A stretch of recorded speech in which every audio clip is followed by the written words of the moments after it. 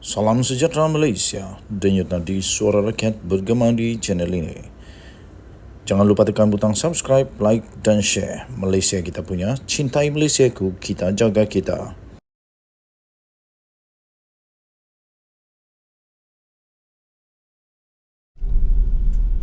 Salam sejahtera Malaysia, berita terkini. Tapi sebelum itu, pastinya kita buat trademark dulu. Denyut nadi, suara rakyat bergema di channel ini. Malaysia kita punya, cintai Malaysia aku, kita jaga kita. Sekali lagi, saya sebagai admin The Twin TV, sebagai hikmat pesanan masyarakat untuk semua, sila berjaga-jaga pada masa yang sekarang ini kerana cuaca terlalu panas. Dilaporkan cuaca boleh mengakibatkan strok haba yang bahaya kepada kesihatan, boleh meragut nyawa dan sebagainya. Kemudian kedua pula kita harus berhati-hati semula. Kita belum menang sepenuhnya untuk wabak COVID-19 ni, kerana nampaknya ada beberapa tempat yang sekali lagi telah menjadi tempat di mananya wabak ini meningkat semula kesnya. Ada peningkatan semula kes wabak COVID-19 ini di beberapa buah tempat. Kerana itu kita kena berjaga-jaga ya. Kena berjaga-jaga, berhati-hati. Pastikan memakai mask sekiranya perlu.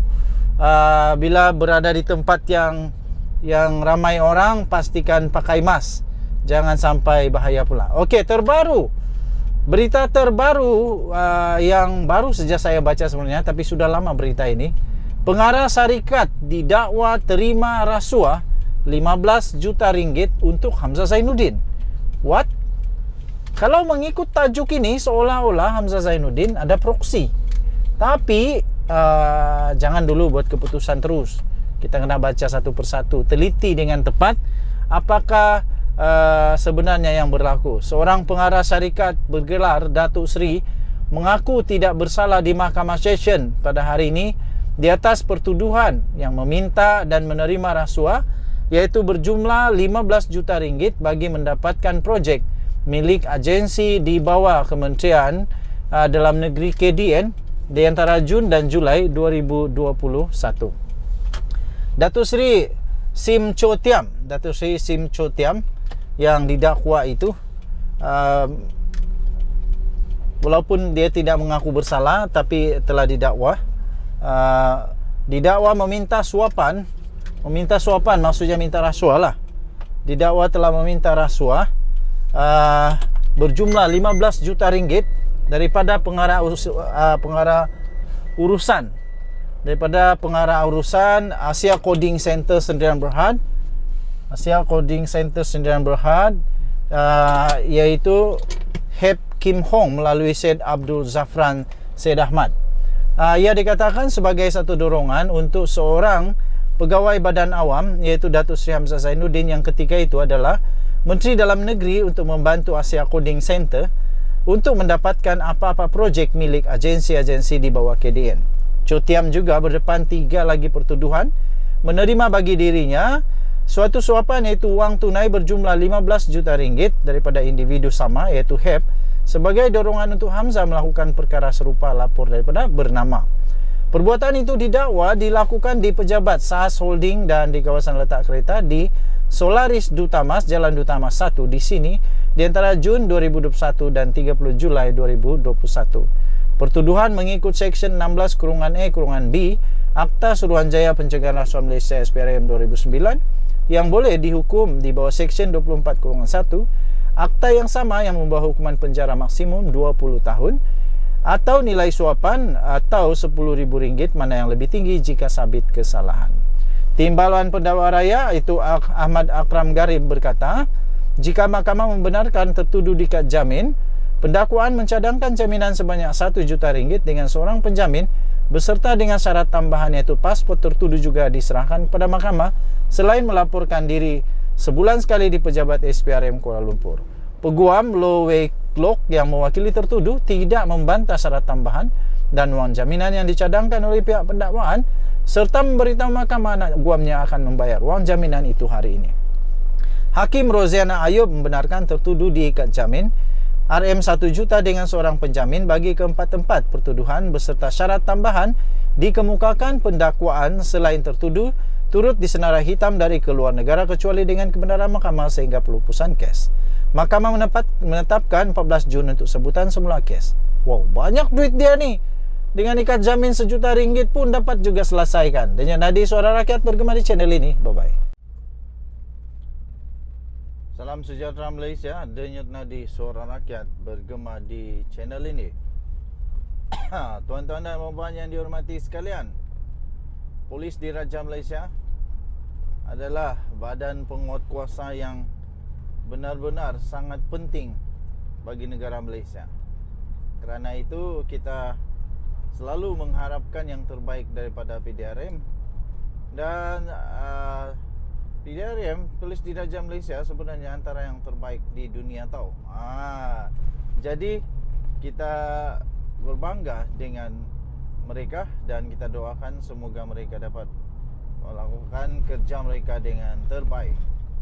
Okey, terbaru PDRM membuat pengumuman teliti untuk meneliti dakwaan laporan tidak dimaklumkan kepada SPRM. Wow, apa ini sebenarnya yang berlaku?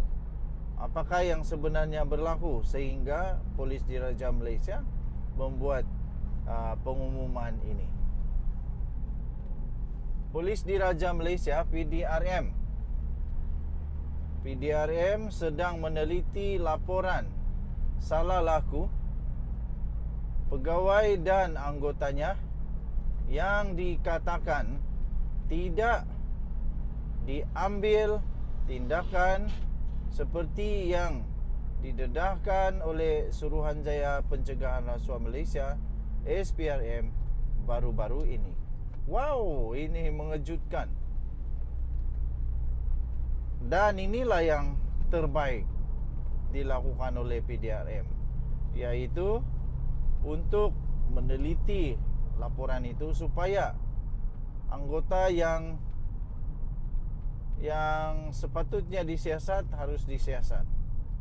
Jangan sampai ada terjadi peribahasa kerana nila setitik rosak susu sebelanga.